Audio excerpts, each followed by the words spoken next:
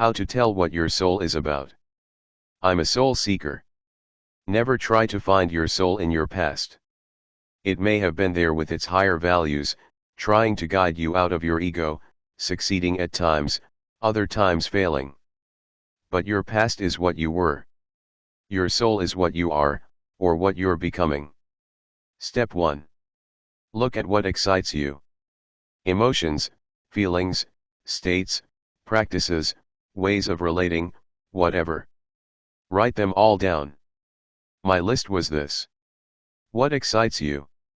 Philanthropy, service, charity, wisdom, kindness, idealism, innocence, passion, mysticism, unconditional love, egolessness, helpfulness, self-power, self-mastery, peace, clear-eyedness, music, fractals, creating art, colors, nature, information, light, expression, communication of higher values, fairness, straightforwardness, simplicity. Some of these are states, some are ways of relating to self and others, and some of these are practices, like an art practice. The more you practice one of them, the more the others will come into your life. You will find yourself again. If you have written down some interesting words, like my fractals, then ask your soul to show you where you were or what you experienced that you came to love fractals. Perhaps an out-of-body journey or some third-eye visualization will answer your question and move you closer to understanding your soul. Ask your soul to show you where he/she first learned to love nature. I saw myself with Ivo as Lyrans on a planet in that star system where the flowers bloomed on the trees constantly. The gardens there were overwhelmingly beautiful, fragrant, and the vibration was phenomenal. Obviously my love of flowers here is my attempt to recreate that, or simply enjoy it as it enriches my soul. Step 2. To figure out what you're here to stand up for, what you're here to change, and what you're here to distill out of your personality, see what angers you. Like lying, cheating, theft, controlling, manipulating, power over others, working for a living, the economic system, the legal system, violating free will. Step 3. Then ask yourself, what is holding you back? Look at your ego. Belief in inferiority, I'm poor, I'm ugly, I'm so stupid, disrespect of body through diet and thought, belief in finances as being your controller now, belief in being dependent on the system, belief that you are only a mother of children, when in fact bearing children is the most divine creative act possible, anything you tell yourself that is a put down, based on shame, or based on guilt. I can't stop eating brownies, that makes me bad. Guilt, shame. I can't get my life together, I am always broke, so I'm bad. Guilt, shame. I can't swim a mile, so I'm so stupid. Guilt, shame. People don't like me so I must be awful. The fact that you care that you're not liked indicates you have a heart. If you don't care, it may be a defense that is worth looking into. Also ask yourself, why do you attract people who don't like you?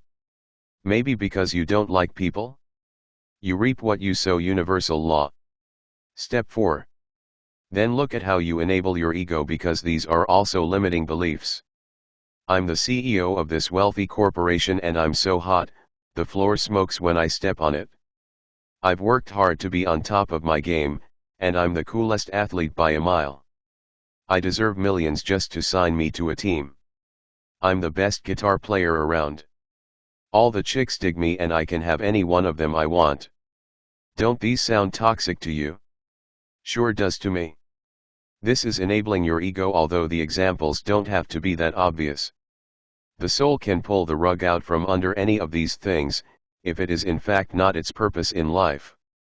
For those who find themselves constantly staring hard luck in the face, this may be why. You're on the wrong path. Consult with yourself very deeply to see what it is you're supposed to be doing. Step 5. Reconsider who you really are. Start big. Say you're of Christ consciousness and see what resistant thoughts you hear. Write them down.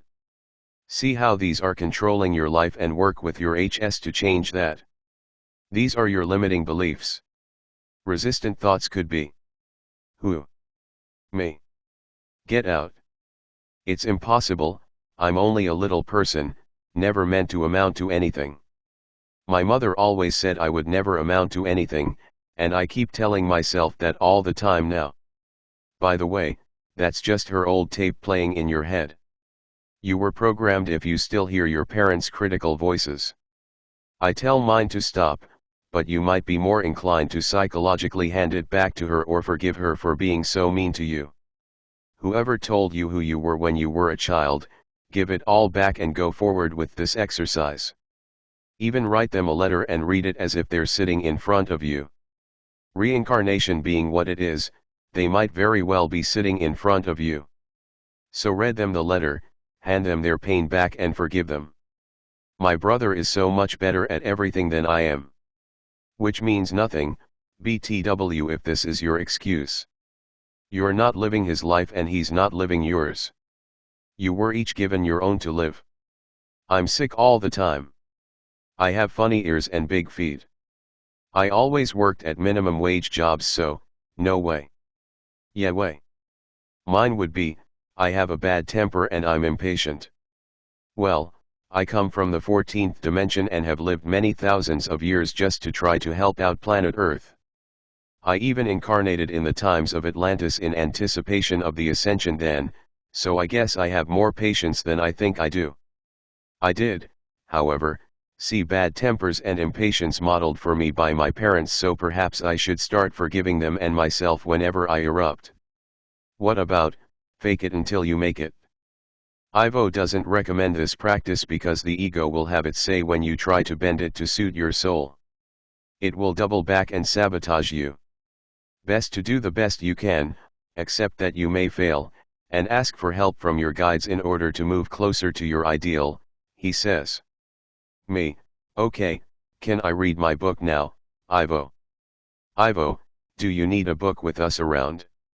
Me, I like reading books. I love you and Athena, but I like books too. They're still giving me information.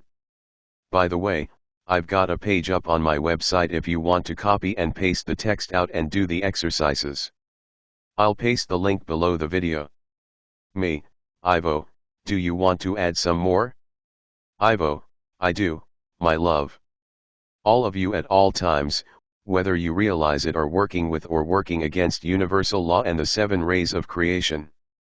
All is light, all is white light energy broken out into a rainbow spectrum of colors vibrating at different frequencies. Each of you is comprised of 2 rays, or perhaps only one, as your soul and your personality are of the same frequency. Sharon is a blue ray at soul level, so her task is utilizing the throat chakra, which is the communication chakra, and this ray stands for divine power. It is the first ray. So she speaks in the name of the Creator as she channels us, and as she posts and writes articles, she passes on word of universal law to you. At the level of personality, she is an indigo, which means she came here to transmute energies at this lower 3rd and 4th dimensional level. Indigo is the 7th ray. An indigo, she stands for the divine will of transmutation of all negative energies, and that is what this project is about here on Earth, the battle between the light and the dark. Now we will take a different example. Should a person have the soul of the yellow ray and the personality of the pink ray, they in fact would have a good combination in this. The yellow ray, the 2nd ray, sees through illusions and realizes that all is one. The one who is of this ray seeks self-knowledge and connection to higher sources. Me, I do this too, Ivo. Ivo, and this is true, my love. You are a seeker. Because all of you contain all the rays, all of these apply to you. However, it is a question of where there is a predominance. As for the personality, this personality is a pink personality, and pink is the color of love. This ray is an expression of the divine qualities of appreciation of beauty, love, and compassion. Again, you are all comprised of all rays, it is a question of which you resonate with the most. For example, Sharon has always worked in field that revolved around communication, so this indicates that she is a blue ray. The first masters who came to her were Ashtar, Sheran, who is an indigo himself, Saint Germaine who is the Kohen of the violet ray, Archangel Michael who is a blue ray and El Moria who is the Kohen of the blue ray. When you see which masters a person resonates with, you can understand which rays they most likely are of. For example, one light worker speaks of Mary and of Kuan Yin frequently. One might guess that he is a 5th ray green, Mary, and an indigo, 7th ray Kuan Yin. You may work with all the masters, of course, but you are most connected with those of your predominant rays. These masters will help you in your work on earth, they can guide and lead you. Of course I am also a blue ray, and I help Sharon in her communication. Me, yep. My other half. LOL. Ivo, very well, if you see me as half a person. Me, it's a joke, Ivo. It's a joke. Ivo, I see. Me, apparently not a funny joke. Ivo, you do not realize it, but you use a language that consistently lowers the vibration of much that you describe. Me, you've said, yes. Ivo, and you must be more careful with your word, especially as a blue ray, my love. Me, I see. So, we can tell the followers who wish to know themselves at soul level, because that's the goal of ascension in 4D, that they can ask themselves which master they resonate with the most, which colors they find most appealing, they can read descriptions of the rays and see which resonates with them the most, and so on. I have a book on messages from the masters and each chapter is a different one. I just have to see what messages I like the best.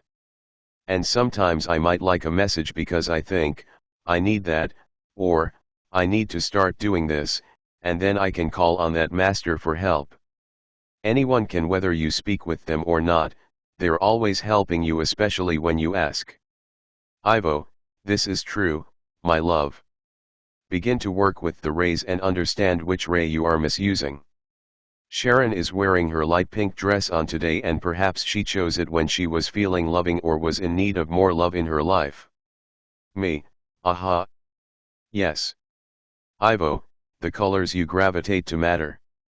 Very much. They speak to you in a way. Me, thank you Ivo. Ivo, my love, your pink dress is wonderful, perhaps one of a stronger shade would suit you, and perhaps more dresses of violet purple will help you transmute. Me, thanks, Ivo.